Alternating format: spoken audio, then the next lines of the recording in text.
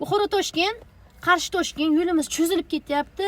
Qadim zamonga men 6 soatga kirib kelaydim. 600-700 kilometrdan 6 soatga kirib kelaydim. 10 soat, 11, 12 soatlar bo'lib ketyapti. Shoferlarga qulayliklar qani? Qulayliklar o'rniga mana bunaqa bo'lib ketyapti. Nimalar hisobiga bu? Kecha amak bilan keldim, vazirlikka ishlagan ekanlar, eski vazirlikka ishlagan ekanlar.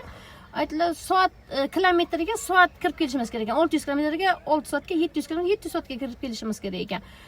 Bizlar nima bo'lyapti? Mana yo'limiz cho'zilib ketgan, bu nimalar hisobiga? Mana G'ijdonni aytdik, primerni cho'l hududiga tuman markaz qilishgan yoki Karmani ham tuman markaz naryoqda-yu, lekin shahar Kalsoviga tuman markazlar qilingan.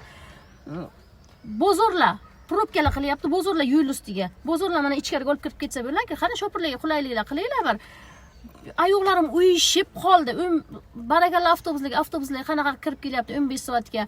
Oyoqlarim uyishib, bellarim og'rib, klientlarimning ham mazasi qozib, charchab qolyapmiz. Shoferlarga qulayliklar yo'q hech qanaqa. Nasillonni punktlar, ikkita cho'ponni uyini ko'rsa agar nasillonni punkt qilib qo'yapti.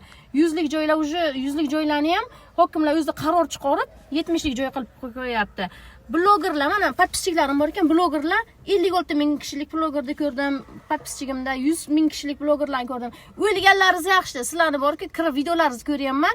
Kimnidir tualetga borgani, kimdir kim bilan o'pishgani, kimnidir qanaqandir bir xotini bilan ushlab olgani, bizga nima kerak? Mana shularni ko'taringlar. Prezidentimiz aytibdilar.